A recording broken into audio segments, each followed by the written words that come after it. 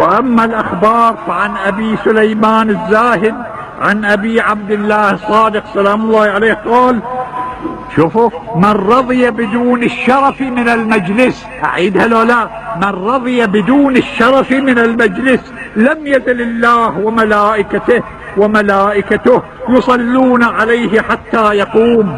وهي نص بالاستحباب الأكيد للرضا بدون الشرف من المجلس. ومن ذا الذي لا يطمع بصلاة الله تعالى عليه وملائكته؟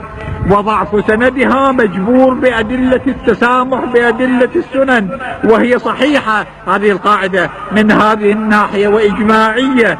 وعن عبد الله بن المغيرة عمن ذكره عن أبي عبد الله عليه السلام قال: كان رسول الله صلى الله عليه وآله إذا دخل منزلا قعد في أدنى المجلس إليه حين يدخل. أدنى المجلس قريب الباب، ما يروح يقصد هناك بالكذا والكذا.